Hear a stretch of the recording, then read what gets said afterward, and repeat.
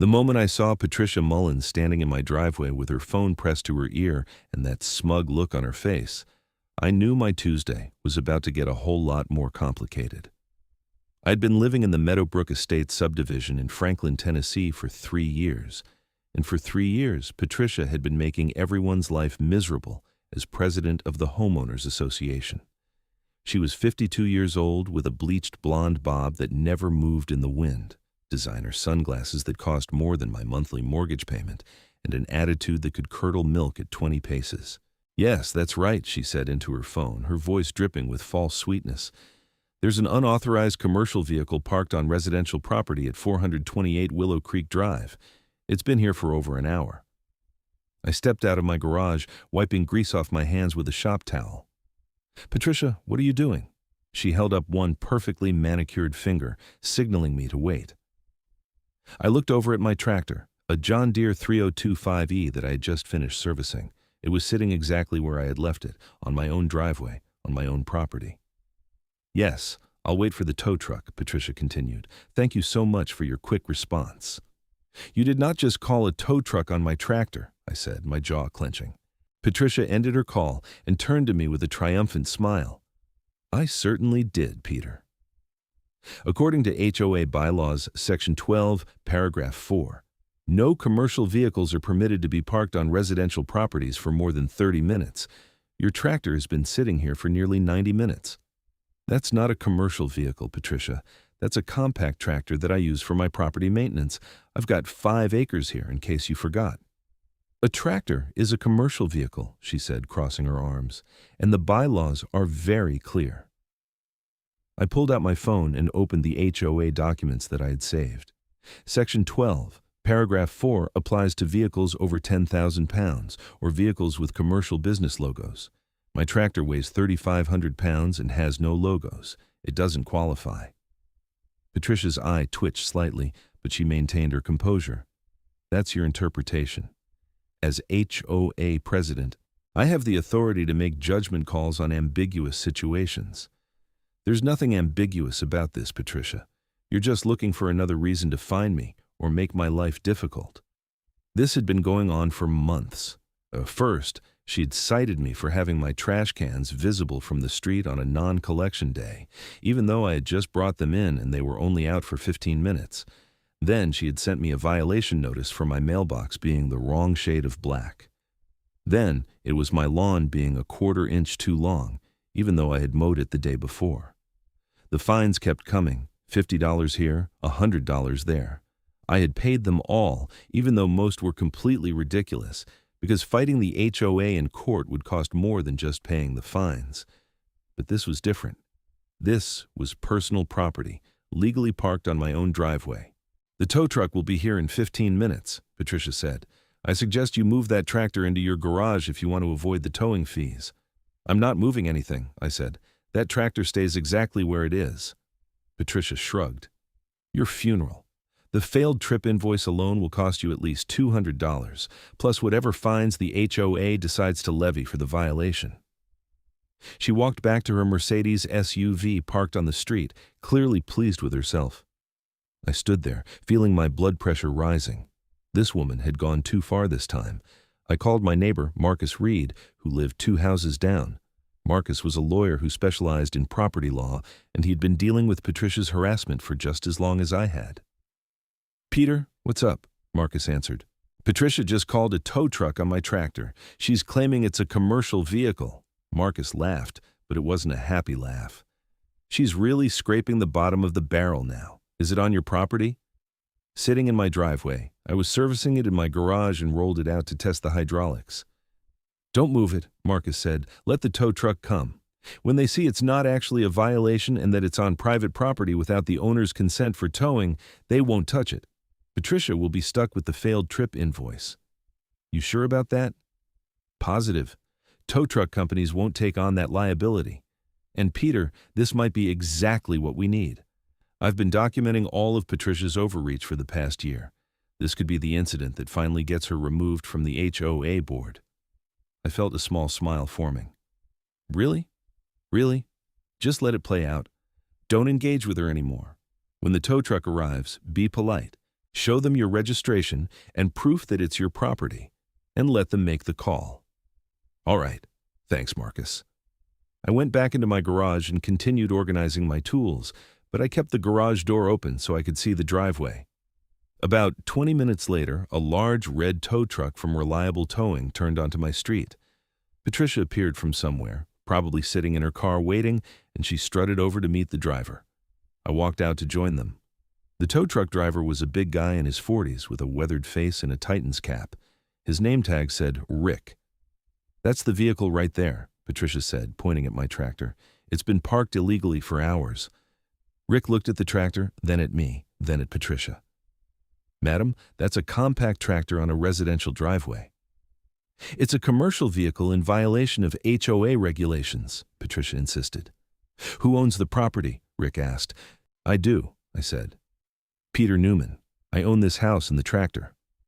"And you want it towed?" Rick asked me. "Absolutely not." Rick turned to Patricia. "Madam, I can't tow a vehicle from private property without the owner's consent unless it's blocking access or there's a court order." "The HOA has authority over this property," Patricia said, her voice rising slightly. "I'm the president and I'm authorizing this tow." Rick pulled out his phone and started tapping on it. "Let me call my supervisor."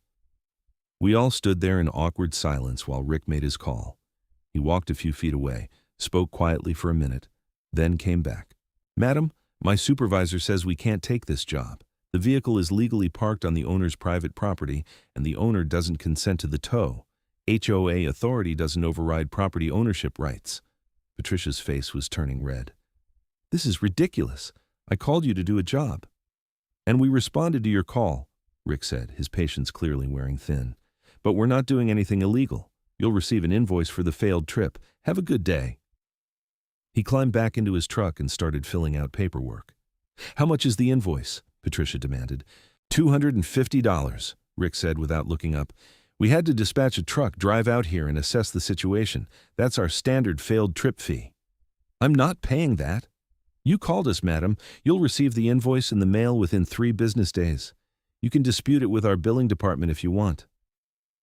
Rick finished his paperwork, handed Patricia a pink slip of paper, and drove away. Patricia stood there holding the paper, her face now pale instead of red. She looked at me and I could see the fury in her eyes. "This isn't over, Peter." "Actually, Patricia, I think it is," I said calmly. "You just wasted a tow company's time and resources on a frivolous call. That's on you, not me." She stormed off to her Mercedes and peeled out of the neighborhood like a teenager who had just gotten grounded. I went back inside and called Marcus to give him the update. "Perfect," Marcus said. "Listen, there's an emergency HOA meeting tonight at 7. I'm calling it as a board member. We have the right to call meetings with 48 hours notice, but in cases of urgent matters, we can call them with just 4 hours notice. This qualifies." "What are you planning?" "I'm planning to finally address Patricia's abuse of power. I've got 12 other homeowners who are willing to come and testify about her harassment. With what happened today, we might actually have enough to vote her out." "Count me in," I said. The rest of the afternoon dragged by. I tried to focus on other projects, but my mind kept wandering to the meeting. At 6:30, I changed into clean clothes and drove to the community center where HOA meetings were held. The parking lot was surprisingly full. I recognized at least 20 cars from the neighborhood. Inside, the meeting room was packed with people, far more than usually attended these things. Most HOA meetings had maybe 5 or 6 people. This had to be at least 40. Patricia was already there, sitting at the head table with the other board members. Her face was tight with barely controlled anger. Next to her was Sharon Davis, the HOA vice president and Patricia's closest ally. On the other side was Marcus, and next to him was the secretary, Frank Chen, who always seemed uncomfortable at these meetings. Marcus called the meeting to order at 7 sharp. "Thank you all for coming on short notice," Marcus began. "I've called this emergency meeting to address serious concerns about HOA management and potential abuse of authority." "This is a witch hunt," Patricia interrupted. "You have no grounds for this meeting." "I have every ground," Marcus replied coolly. "As a board member, I have the right to call meetings when there are urgent matters affecting the community.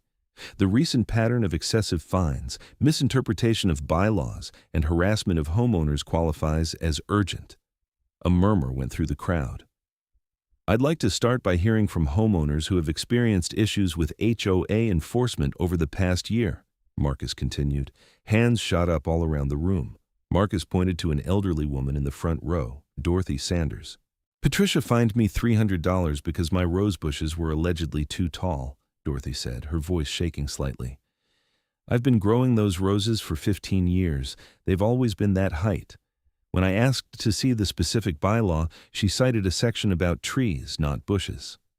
That section clearly applies to all vegetation, Patricia snapped. It says trees over 15 feet, Dorothy shot back. My roses are 4 feet tall. Marcus made notes on his laptop. Thank you, Dorothy. Next. A middle-aged man stood up. I recognized him as James Porter from Oak Street. Patricia had my truck towed from my own driveway because she said it was a commercial vehicle. I'm a plumber, and I have my business name on my truck, but I also use it as my personal vehicle. I had to pay $400 in towing fees and storage before I could get it back. When I fought it, she said I violated the commercial vehicle rule. Did the board review that decision? Marcus asked. She said the board upheld her decision, but I never received any formal documentation. Just more fines when I didn't pay fast enough. Patricia was gripping her pen so hard her knuckles were white. Sharon whispered something to her, but Patricia shook her head. The testimonies continued for over an hour. Story after story of excessive fines, misinterpreted rules, and what increasingly looked like targeted harassment. Patricia had fined people for having decorative flags in their yards, for parking in their own driveways overnight, for having patio furniture that was the wrong color. The list went on and on. Then, Marcus brought up what had happened with my tractor. Today, Patricia called a tow truck to remove Peter Newman's compact tractor from his own driveway, claiming it was a commercial vehicle. The tow company refused the job because it was clearly not a legal tow. Patricia is now responsible for a $250 failed trip invoice. The room erupted in conversation.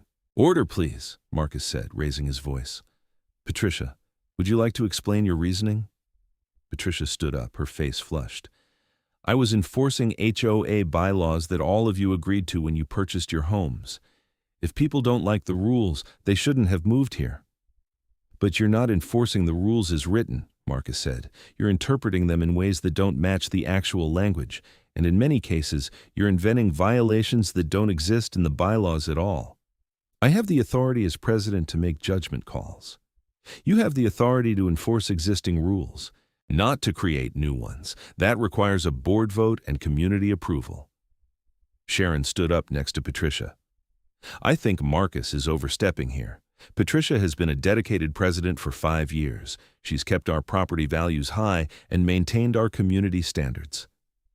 By driving people crazy and extracting thousands of dollars in frivolous fines, someone shouted from the back. Frank Chen, the secretary, cleared his throat. Actually, I've been reviewing the financial records. In the past year alone, we've collected over $40,000 in fines. That's more than the previous 4 years combined. The room went silent. $40,000? I said. Where's that money going? Frank pulled up a spreadsheet on his laptop and projected it onto the screen at the front of the room. According to our bylaws, fine money is supposed to go into the Community Improvement Fund. But Patricia has been moving it into a discretionary account that only she has access to. Patricia's face went from red to white. That's completely within my authority. The discretionary account is for urgent community needs. What urgent needs? Marcus pressed. Our community improvement projects have been minimal this year. We haven't repaved roads. We haven't upgraded the playground. We haven't done any of the landscaping we planned. Where is the $40,000? Frank clicked to another screen. I started digging into this last week when the numbers didn't add up. It looks like Patricia has been using the discretionary account for personal expenses. The room exploded. That's a lie, Patricia shouted. Is it? Frank said quietly. He pulled up bank statements. There's a charge here for $5,000 to a luxury spa in Brentwood, another $3,000 to a boutique in Nashville, restaurant charges, shopping charges, all on the HOA account. The card is in your name, Patricia. Patricia grabbed her purse and stood up. I don't have to listen to this. Actually, you do, Marcus said. Frank, how much total are we talking about? From what I can tell, approximately $22,000 over the past year. Someone in the crowd said, That's embezzlement. Patricia's hands were shaking. Those were legitimate business expenses. I had to meet with vendors, attend conferences, represent the HOA. At a spa? Dorothy called out. What kind of vendor meetings happen at a spa? Marcus turned to the crowd. I'd like to make a motion to immediately suspend Patricia Mullins from her position as HOA president, pending a full financial audit and potential legal action. I second that motion, Frank said immediately. All in favor? Marcus asked. Nearly every hand in the room went up. Motion passes. Patricia, you're suspended effective immediately. Please surrender your HOA credit card and any other association property. Patricia's face was a mask of fury and humiliation. You can't do this to me. I'll sue every single one of you. You're welcome to try, Marcus said, but I'd suggest you save your money for a good criminal defense attorney instead. That's when Patricia made her biggest mistake. She grabbed the laptop that had all the financial records on it and headed for the door. Stop, Frank shouted. That's HOA property. Patricia didn't stop. She was almost to the door when Marcus stepped in front of her. Give it back, Patricia. Get out of my way. That laptop contains evidence of potential embezzlement. If you leave with it, that's destruction of evidence. Patricia tried to push past him, but Marcus held his ground. Then she did something nobody expected. She threw the laptop on the ground, and it shattered into pieces. The room went completely silent. Marcus pulled out his phone. That's destruction of evidence. I'm calling the police. Patricia's eyes went wide. You wouldn't dare. Watch me, Marcus said, and he dialed 911. It took about 15 minutes for the Franklin Police Department to arrive. 2 officers came in, and Marcus explained the situation. Patricia tried to claim that the laptop was hers, that Marcus had attacked her, that this was all a conspiracy against her. But there were 40 witnesses who had seen her destroy the laptop after being asked to hand it over. The officers took statements from Marcus, Frank, and several other witnesses. They also took the pieces of the laptop as evidence. Madam, we're going to need you to come down to the station, one of the officers said to Patricia. For what? I didn't do anything wrong. We need to investigate the allegations of embezzlement and the destruction of evidence. You can come voluntarily, or we can arrest you now for the destruction of property. Patricia's shoulders sagged. I'll come voluntarily. And I'll need you to surrender the HOA credit card, Marcus said. Patricia pulled the card from her wallet and threw it on the table. The officers escorted her out of the community center. The meeting continued for another hour as we worked through what needed to happen next. Marcus agreed to serve as interim president. We voted to hire a forensic accountant to do a complete audit of the HOA finances. We also voted to review and clarify all the bylaws to prevent this kind of abuse from happening again. I drove home around 10 that night, exhausted, but feeling like a weight had been lifted. For the first time in months, I didn't have to worry about getting a violation notice for some made-up infraction. Over the next few weeks, things moved quickly. The forensic accountant confirmed that Patricia had embezzled nearly $24,000 from the HOA. The laptop destruction had actually worked in our favor because Frank had been backing up all the financial records to a cloud server, so we had everything we needed. The district attorney filed criminal charges against Patricia for embezzlement and destruction of evidence. Her lawyer tried to negotiate a plea deal, but the DA wasn't interested in going easy on her. Then, the invoice from Reliable Towing arrived. It was addressed to Patricia Mullins at her home address, demanding payment of $250 for the failed trip to my property. When she didn't pay within 30 days, they sent it to collections and added interest and fees, bringing the total to $375. Marcus heard through the neighborhood grapevine that Patricia had a complete meltdown when she got the collections notice. She tried to claim that the HOA should pay it since she was acting in her official capacity, but the new board voted unanimously to deny her request. The criminal case went to trial 4 months later. I attended the proceedings along with Marcus and several other homeowners. The evidence was overwhelming. Patricia's defense was basically that she had worked hard for the HOA and deserved the extra compensation, even though the bylaws clearly stated that board positions were volunteer and unpaid. The jury found her guilty on all counts. The judge sentenced her to 3 years in prison with the possibility of parole after 18 months and ordered her to pay full restitution of $24,000 plus court costs. Patricia's husband divorced her during the trial. Their house in Meadowbrook Estates went up for sale, and they sold it within a week. I never saw Patricia again after the sentencing. The HOA used the restitution money to finally do all the community improvements we had been planning. We repaved the main roads, upgraded the playground with new equipment, and installed better lighting throughout the neighborhood. We also rewrote the bylaws to include checks and balances on the board's authority and created a transparent process for fines and violations. Marcus ran for HOA president in the next official election and won unanimously. Under his leadership, the HOA actually became what it was supposed to be, a community organization that helped maintain property values and organize neighborhood events, not a petty dictatorship that harassed homeowners. As for me, I kept my tractor parked in my driveway whenever I wanted, and nobody said a word about it. I also framed the failed trip invoice from Reliable Towing and hung it in my garage as a reminder of the day Patricia's reign of terror began to crumble. About a year after everything settled, I was working on my tractor in the driveway when a moving truck pulled up to the house that used to be Patricia's. A young family was moving in, a couple with 2 small kids. I walked over to introduce myself. "Welcome to Meadowbrook Estates," I said, shaking the husband's hand. "I'm Peter Newman. I live 2 houses down." "Thanks, I'm David. This is my wife, Sarah. We're excited to be here. The neighborhood seems really nice." "It is now," I said with a smile. "Just a word of advice. Read the HOA bylaws carefully, and don't be afraid to push back if something doesn't seem right." David laughed. "We heard there was some drama with the old HOA president." "You could say that, but we've got good leadership now. Marcus Reed is the president, lives on Oak Street. He's a straight shooter, very fair." "Good to know. Hey, is that a John Deere tractor?" "Sure is, 3025E. I use it to maintain my property." "Nice. I've been thinking about getting something like that. We got 3 acres. "Happy to show you how it works sometime," I said. We chatted for a few more minutes before I let them get back to their move. As I walked back to my house, I felt good about the neighborhood again. The dark cloud of Patricia's tyranny had finally lifted, and Meadowbrook Estates was actually becoming a community where people wanted to live, not a place where they felt constantly watched and judged. The tractor incident had been the catalyst for everything that followed. If Patricia hadn't pushed things too far that day, if she hadn't let her ego override her common sense, she might have continued her harassment for years. But she had gotten greedy and sloppy, and it had cost her everything. I thought about that sometimes when I was mowing my lawn or working in the garage. How one moment, one decision can change everything.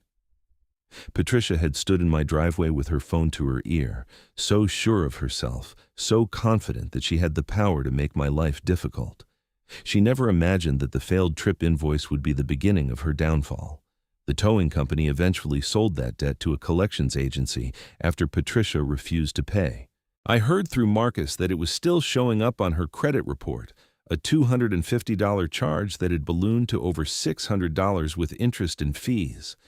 For someone who had stolen $24,000, you would think she could have just paid the towing fee and moved on. But Patricia's pride wouldn't let her admit she had been wrong. That pride had destroyed her life. She lost her position, her reputation, her marriage, her freedom, and her home, all because she couldn't stand the idea of people not following her interpretation of the rules. Meanwhile, life in Meadowbrook Estates got better and better. Marcus organized quarterly neighborhood cookouts where people actually got to know each other. We started a community garden on the empty lot near the entrance. The playground that we had renovated became the center of activity for all the families with young kids. The strict, oppressive atmosphere that Patricia had created was replaced with a sense of actual community.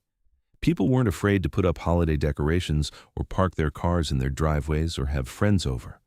The HOA still existed and still enforced reasonable rules about property maintenance, but it was done with common sense and compassion, not vindictiveness and greed.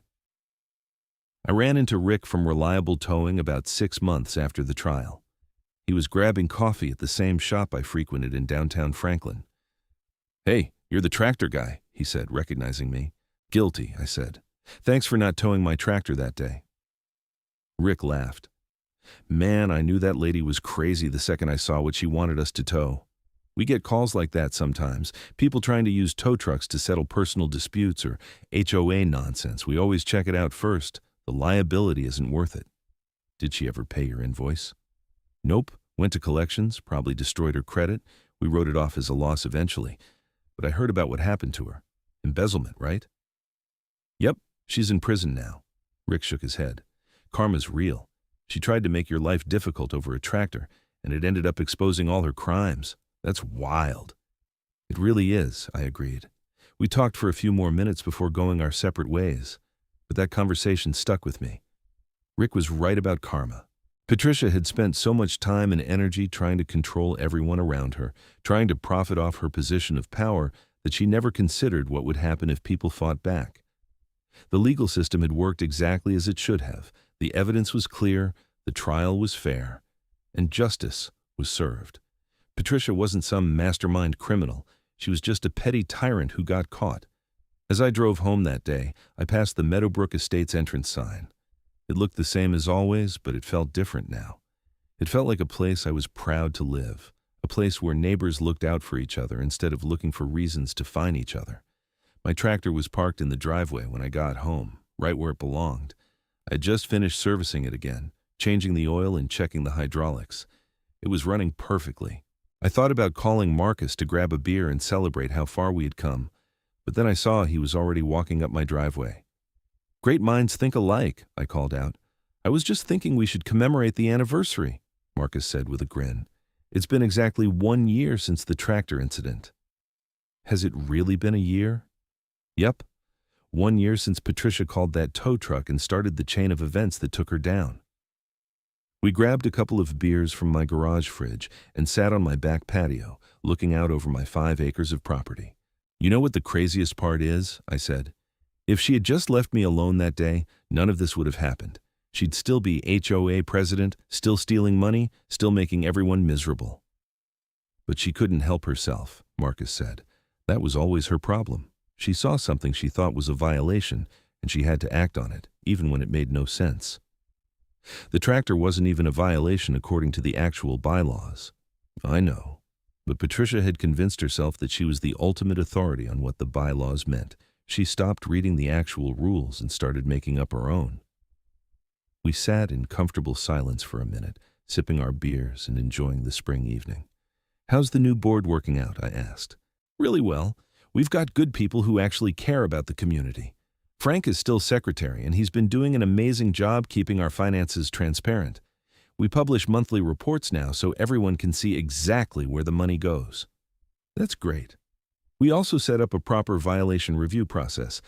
If someone gets a notice, they can appeal it to the full board, and we have to provide photographic evidence and cite the specific bylaw. No more vague complaints or made-up rules. I wish we had done that years ago. We all do, but sometimes it takes a crisis to force change. Patricia was the crisis we needed. I raised my beer. To Patricia Mullins, the worst HOA president in Tennessee history and the catalyst for making Meadowbrook Estates actually livable. Marcus clinked his bottle against mine. I'll drink to that. We finished our beers and made plans to organize another neighborhood cookout for the 4th of July. As Marcus headed home, I stayed on the patio for a while, thinking about everything that had happened. A year ago, I'd been stressed and angry, constantly waiting for the next violation notice, the next frivolous fine. Now I was relaxed and happy, genuinely enjoying my home and my community. All because Patricia had made one mistake too many. All because she had called a tow truck on my tractor and set in motion the events that would expose her crimes. The failed trip invoice had been $250. Patricia's greed had cost her everything. It was almost poetic. I went inside and pulled up the HOA community forum on my computer. Marcus had set it up so homeowners could communicate and stay informed about neighborhood events.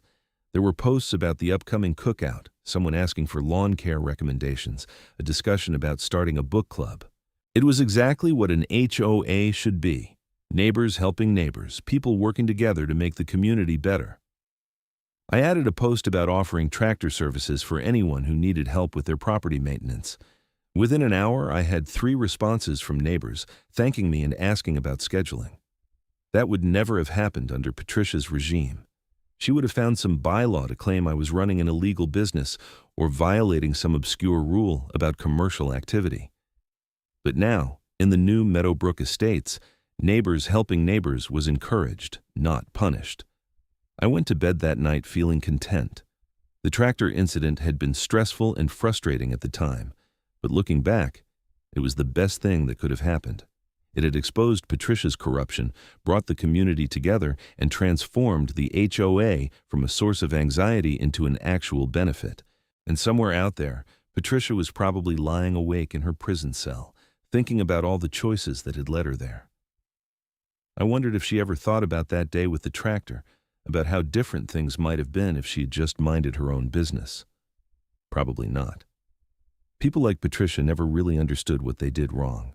They always thought they were the victims, that everyone else was against them, that they were just trying to maintain standards. But the truth was simpler than that. Patricia had been a bully and a thief, and she had finally faced the consequences of her actions. The justice system had worked, the community had come together, and my tractor was still parked in my driveway, a symbol of the day we had taken our neighborhood back. Several months later, I got a letter in the mail from Patricia's attorney. It was a request for a character statement for her parole hearing. She had served 18 months and was eligible for early release. I almost threw it away without responding, but something made me pause. I called Marcus to see if he had gotten one too. "Yeah, I got the same letter," Marcus said. "I'm not writing anything for her." "Me neither. I was just curious if she was actually trying." According to the letter, she's been a model prisoner, taken some business ethics classes, claims she's reformed. "You believe that?" Marcus laughed. "Not for a second, but it's not up to us. The parole board will make their decision based on her behavior and the nature of her crimes." "Do you think they'll let her out?" "Maybe. She's a first-time offender, nonviolent crime. She'll probably get out, but with strict conditions and probation." I thought about that for a moment. As long as she stays away from Meadowbrook Estates, I don't care what happens to her. Agreed. She sold her house. Her ex-husband moved to Atlanta.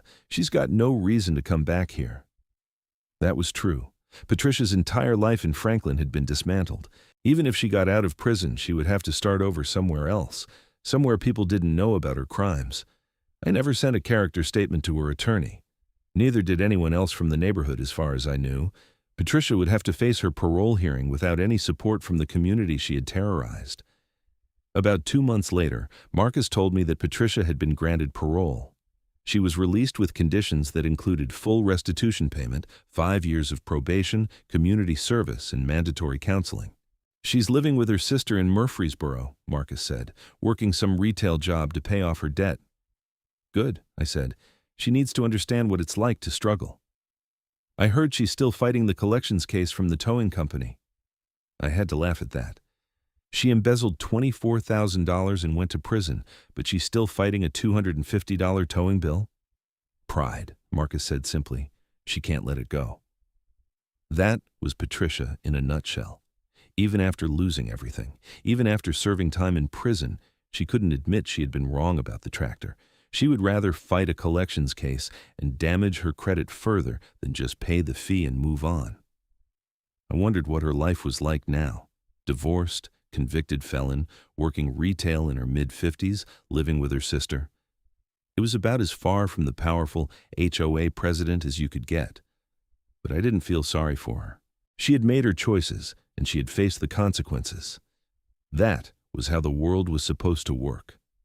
Life in Meadowbrook Estates continued to improve.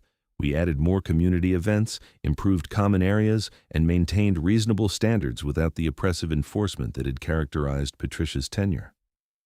My tractor remained a regular sight in my driveway, and I used it to help several neighbors with their property maintenance. Nobody ever complained or called a tow truck. It was just accepted as part of the neighborhood, a tool that made our community better. One Saturday afternoon, I was mowing my back field when I saw an unfamiliar car pull up to my house. It was an older sedan, and when the driver got out, I was shocked to see it was Patricia. I turned off the tractor and waited as she walked toward me.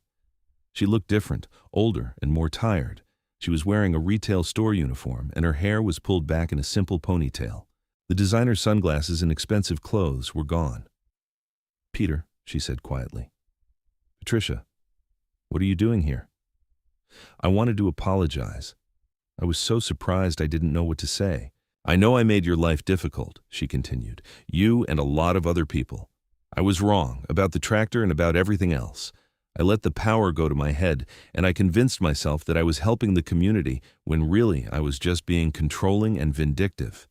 Why are you telling me this? It's part of my probation. I have to make amends to the people I harmed, and you were one of the first people I targeted with my nonsense. The tractor incident. Yeah, that was ridiculous. It was clearly not a commercial vehicle, and even if it had been, calling a tow truck was way over the line. I was just angry that you had been pushing back on some of my other fines, and I wanted to teach you a lesson. It didn't work out the way you planned. Patricia gave a bitter smile. No, it didn't. That failed trip invoice ended up being the least of my problems. Did you ever pay it? No, it's in collections, destroying my credit. My lawyer says I should just pay it and move on, but every time I think about it, I get angry all over again. Why? Because it represents the moment everything fell apart. If I'd just left you alone that day, if I hadn't called the tow truck, maybe none of the rest would have happened. Patricia, the rest was going to happen anyway. You were embezzling money. Eventually, someone was going to notice. I know, but I keep thinking about that day, about standing in your driveway feeling so sure I was right. I was so arrogant. We stood there in awkward silence for a moment. I don't know what you want me to say, I told her. I accept your apology, but that doesn't change what happened. You put me and a lot of other people through hell. I know. I'm not asking for forgiveness, just acknowledging what I did. Okay, Patricia nodded. I should go. I just wanted to say that in person. She turned and walked back to her car. I watched her drive away, feeling a complicated mix of emotions. Part of me felt satisfaction at seeing how far she had fallen. Part of me felt something almost like pity. But mostly, I just felt glad that chapter of my life was over. I started the tractor back up and finished mowing my field. The sun was setting over the Tennessee hills, painting the sky in shades of orange and pink. My property looked beautiful, well-maintained and peaceful. That night, I told Marcus about Patricia's visit. That took guts, Marcus said, coming back here to apologize. I think it was court-ordered. Still, she could have just sent a letter or had her probation officer count it another way. She came in person. Do you think she's actually changed? Marcus considered that. Maybe. Prison changes some people. But I think Patricia will always be someone who needs control. She just has to find healthier ways to exercise it. As long as she does it somewhere else. Amen to that. We left it at that. Patricia had said her piece, fulfilled her obligation, and left. With any luck, I would never see her again. True to form, Patricia never paid the towing invoice. The collections agency eventually sold the debt to another company, and it continued to haunt her credit report. I heard through the neighborhood grapevine that she had applied for an apartment in Murfreesboro and been rejected because of her credit score and criminal record. She ended up staying with her sister indefinitely. Marcus sent me a link to a local news article about a year after Patricia's parole. The headline read, "Former HOA President Completes Restitution, Seeks Fresh Start." The article talked about how Patricia had worked 2 jobs to pay back the $24,000 she had embezzled. She had completed her community service and counseling requirements. She was quoted saying she had learned from her mistakes and wanted to use her experience to help others avoid the same path. Think she means it? I texted Marcus. Who knows? But at least she paid everyone back. That was true. The HOA had received every penny of the restitution, which we used for more community improvements. We installed a new irrigation system for the common areas, upgraded the community center's kitchen, and set up a scholarship fund for kids in the neighborhood. In a weird way, Patricia's theft had ended up benefiting the community more than if she had never stolen the money in the first place. We had better facilities, better leadership, and a stronger sense of community. And it all traced back to that day with the tractor. I kept that failed trip invoice framed in my garage for years. Visitors would ask about it, and I would tell them the whole story. It became something of a legend in Meadowbrook Estates, the story of how an HOA tyrant fell because of her own arrogance. New residents would hear the story and shake their heads in disbelief. That really happened? They would ask. Every word, I would assure them. That's why we take our HOA oversight seriously now. And we did. The bylaws we put in place after Patricia's downfall ensured that no single person could ever have that much unchecked power again. Financial records were transparent and audited quarterly. Violations required board approval, not just the president's say-so. Homeowners had a clear appeals process.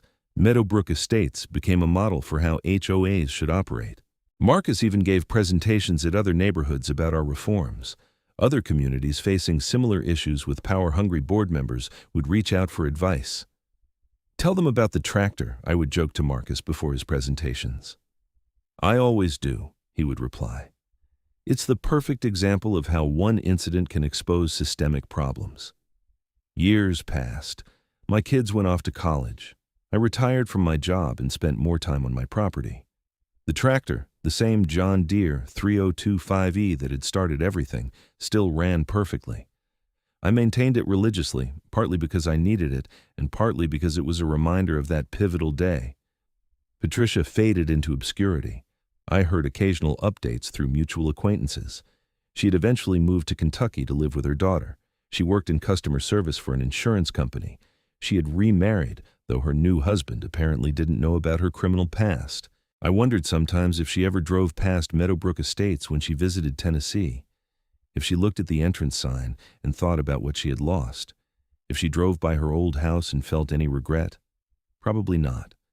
People like Patricia were good at rewriting their own histories, convincing themselves they were victims of circumstances rather than architects of their own downfall. But I knew the truth. We all did. Patricia Mullins had been given power and had abused it. She had been caught, prosecuted, and punished. The system had worked. And my tractor, the innocent catalyst for everything that followed, still sat in my driveway whenever I needed it, a silent testament to the day we took our neighborhood back. On the 10th anniversary of the tractor incident, Marcus organized a special neighborhood cookout. He didn't tell me it was specifically about the anniversary, but I figured it out when he asked me to bring my tractor to the community center. "What for?" I asked. "Just trust me," Marcus said with a mysterious smile. When I arrived at the cookout, there was a banner hanging over the pavilion. 10 years of community excellence. Marcus gave a speech about how far Meadowbrook Estates had come in the past decade. He talked about the improvements we had made, the community we had built, and the lessons we had learned. Then he pointed to my tractor, parked nearby. "And it all started because Patricia Mullins tried to have that tractor towed," Marcus said to laughter from the crowd. "That moment of overreach exposed years of corruption and abuse. It brought us together and forced us to create the community we have today." He presented me with a plaque that read, "To Peter Newman and his tractor, the unlikely heroes who saved Meadowbrook Estates." I hung that plaque in my garage next to the framed failed trip invoice. Together, they told the whole story. People asked me sometimes if I regretted not moving the tractor that day, if I wished I had avoided the whole confrontation. My answer was always the same. Not for a second. Standing up to Patricia's bullying had been the right thing to do. Refusing to be intimidated had set in motion the events that freed our entire community from her tyranny. The failed trip invoice, that $250 bill that Patricia refused to pay on principle, had cost her everything. Her position, her reputation, her freedom, her marriage, her home, and her future. Meanwhile, it had given me and my neighbors something invaluable, a community where we actually wanted to live, where rules made sense, where leadership served the people instead of exploiting them. As I sat on my patio that evening after the anniversary cookout, watching the sunset over my property, I thought about the strange twists of fate that had brought us here. If Patricia had been a better person, if she had used her position to genuinely help the community instead of enriching herself, she might still be living in her beautiful house down the street. She might still be married, still be respected, still be free. But she'd chosen a different path. She had chosen corruption and control, and that path had led her to ruin. My path had been simpler. I had just wanted to maintain my tractor in peace on my own property. I hadn't set out to be a hero or to take down a corrupt HOA president. But when Patricia had forced the confrontation, I had stood my ground, and that simple act of defiance had changed everything. The tractor still runs perfectly. I still use it regularly to maintain my property and help my neighbors. And every time I fire it up, I think about that day when Patricia Mullins stood in my driveway with her phone pressed to her ear, so certain she was about to teach me a lesson. She taught me a lesson, all right. Just not the one she intended. She taught me that bullies eventually get what they deserve. That communities are stronger together than any individual tyrant. That standing up for what's right, even over something as simple as a tractor in a driveway, can have profound consequences. And she taught me that sometimes justice comes in the form of a failed trip invoice from a towing company that refuses to break the law. $250. That's what it cost Patricia to start her downfall. $24,000, 18 months in prison, a divorce, and a destroyed reputation. That's what it cost her to finish it. Meanwhile, Meadowbrook Estates thrived. New families moved in, attracted by our reputation for good governance and strong community. Property values increased. People were happy. And every time someone new moved into the neighborhood and saw my tractor in the driveway, someone would inevitably tell them the story. The story of the day Patricia Mullins went pale when they sent her the failed trip invoice. The story of how one woman's arrogance and greed destroyed her life and saved a community. The story of a tractor, a tow truck, and the beginning of the end for the worst HOA president in Tennessee history. It's a good story, a true story, and a reminder that sometimes the smallest acts of resistance can lead to the biggest changes. My tractor sits in my driveway tonight, just as it did 10 years ago. The difference is that now nobody cares. Nobody's measuring how long it's been parked there. Nobody's calling tow trucks or citing imaginary bylaws. Because we learned our lesson. We learned what happens when you give unchecked power to someone who will abuse it. We learned how to build a better system. We learned how to be better neighbors. And we have Patricia Mullins to thank for that, in a twisted way. Her corruption forced us to confront our problems and fix them. So here's to Patricia, wherever she is now. May she have found peace and learned her lessons. And here's to my tractor, still running strong after all these years, a monument to the day we took our neighborhood back. The failed trip invoice may have been just $250, but its value was immeasurable. It was the first domino in a chain reaction that transformed Meadowbrook Estates from a place of fear and frustration into a true community. And that transformation was worth every penny.